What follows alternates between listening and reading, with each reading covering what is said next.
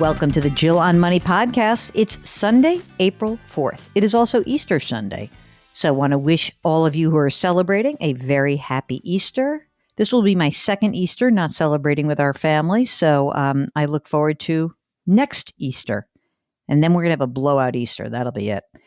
All right. This is the program that takes the mystery out of your financial life, but only if you guys let us know what's going on. Send us an email, ask Jill at jillonmoney.com.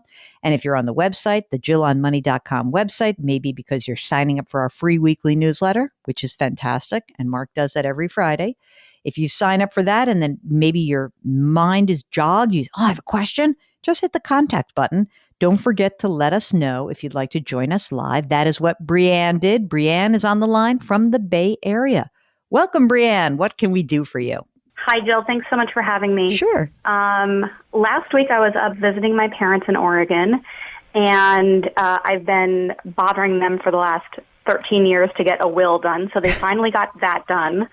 But their financial picture was made a little bit more clear to me while I was talking to them about that. And so I have some concerns about where they're at financially. How old are they? My dad is 61, and he just retired last year. My mom is 66 and is hoping to retire, but not retired yet. And she doesn't know if they can afford it. And so that's kind of where some of my questions come in. Okay. So dad retired. So 61 is pretty early. Does he have a pension or does he have some other stream of income that allowed him to retire? Yes, he has a pension. He was a public employee for 35 years. So he has a pension. His take home is about $1,900 a month from that. Okay. And does that pension also include health care for him? It does not. Okay. All right. So mom's still working. And what's mom doing? My mom is a marketing director for a small craft distributor. Okay. And so are they getting health insurance through her job? My dad has private health insurance that he's paying for. And then since my mom is over 65, her company made her go onto Medicare. Okay. So mom's on Medicare. Got it. Okay. How much longer is mom going to work? She would like to retire any day now. So we're just trying to make sure that they kind of have the funds to be able to do that. Okay. How much does your mom make right now? Her take home is about $2,600 a month. All right. So between his $1,900 and her $2,600, is that kind of covering their needs? Yeah, their expenses are only about $2,800 a month. Okay, good. They own their own home? They do. How much is the house worth? It's worth about $225,000. Mortgage or no mortgage? No mortgage. There's a small HELOC for $5,000. Oh, okay. That's good. What would your mother's Social Security check look like if she were to retire? I don't know what her full retirement age is, probably 66, 67, but let's say she'd make 66. So what does her Social Security estimate look like? Her estimate, if she retired right now at 66, would be $1,400. That's not sounding exactly like what we need.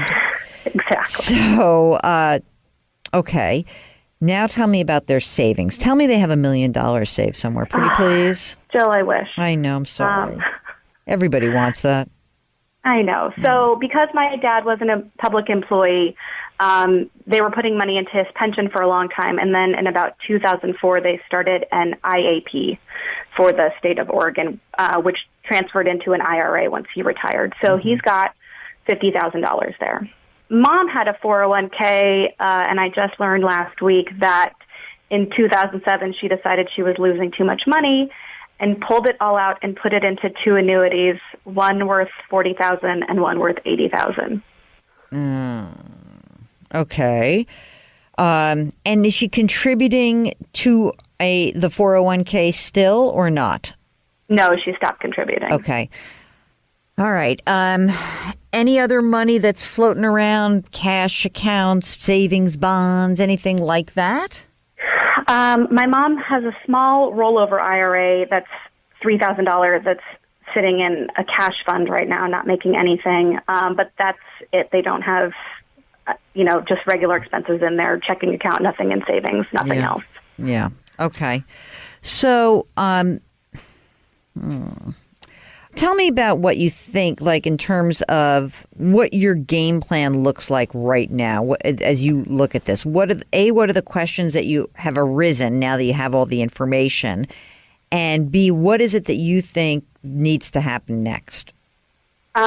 I've got a couple of big questions. Number one is, what can I do with those annuities? I'm not sure what kind of annuities they are. I know that they have matured at this point, so I'm wondering if I can put them back into an IRA for her. Yeah, you should be able to. So just so you know that as long as we've passed the surrender period, which is probably, I imagine, because she did it in 2007, the surrender period is unlikely to be more than 10 years. So what can usually happen with those accounts is you can now just roll it over and put it into an IRA account somewhere else where hopefully you'll have nice low expenses. Yeah. And then my dad's investment in his IRA, the people that he is with, their expenses were very high from what I was looking at. So I'd like to roll him over also into, one of the low-cost, big investment firms for both of them so that we've got some lower fees there. So that seems fine. I like both of those plans, and that'll make it cleaner. I mean, so I'm just looking at the numbers. Dad's pension at $1,900 a month. Mom's Social Security is gives you $3,300 a month. You said their expenses are $2,800. So the reason why I sort of went like, because I feel like $500 a month is not that big a cushion. Okay. Yeah, agreed. And I'm a little bit, I want to make sure that we take into account that, there's going to be stuff that happens. And what I mean stuff is usually healthcare stuff. Definitely. So I'm trying to figure out whether we could give you a little bit more of a cushion. And I think, look, maybe they probably don't need to pull a ton of money out of the savings. So once you roll over his IAP/IRA, that 50 grand, and you roll over her two plans, there's 170 grand that's basically invested. And I think that has to be a really low risk, low cost investment profile. And the reason is that if you needed to dip into something, you couldn't necessarily take the risk of losing. So in my mind, we take that money that you have invested, you roll it over, you may want to put it into, a low cost index funds. You may want to use a robo-advisor. But what you really need to be clear about is we cannot take a ton of risk with this money. You want to grow it a little bit, but you just cannot afford a loss. That is the key here, because this 170, that's it for them. I mean, look, I don't want to tell your mother to like, oh, you know what, you should work till 70 and a half, because that actually would make your whole financial life look better. It would, by the way. Maybe she really just so burnt. I don't know. She wants to retire tomorrow. It seems like unfair to ask her to do that. But I mean, obviously, the longer she works, the better their financial situation looks, right? Because her Social Security benefit might rise. But more importantly, they're just able to take home more money and save some more money. Agreed. How do you think she would feel about that? Like, if she were listening in on this, what do you think she'd be saying? She would tough it out and probably do it, but wouldn't be super happy about it. I know. We want her to be happy. Maybe if you could say to her this, let's think about how we can sell this a little bit. I spoke to this person. She's a certified financial planner. I think we should make some changes for your retirement accounts. We're going to make sure that they're in low cost options and that they're properly diversified, meaning I don't think you should take a lot of risk, and the CFP didn't think so either. It's kind of like you're telling your mom you had the right instinct. Like, we should not want to lose money here, right? Uh-huh. Then you can make the turn and say, and obviously, Mom, that, you guys aren't rolling in it. Every month that you delay claiming your Social Security retirement benefit, the better off you and Dad are going to be. And just leave it. And she'll have to make a decision. We can't make that decision for her. That's very true. Right? The thing about claiming Social Security is that your benefit is twofold. If you're still working, then you're making money, right? And that they could beef up their savings in that time horizon. So if she worked for a few more years, making that extra $1,200 a month that she, right, the difference between her take-home pay and her Social Security check, right, that will just help beef up their safety net. And in addition, waiting to claim Social Security retirement benefits until you're 70 actually increases your benefit pretty sizably. If you go to SSA.gov and you have, you can do it with your mom and just register, you can see what it looks like. Hey, what happens if I wait till I'm 70? You can show her the difference in the check. And maybe that is like a horrible idea. Or maybe she says, oh, my God, it's that much more money. I'm totally going to keep working.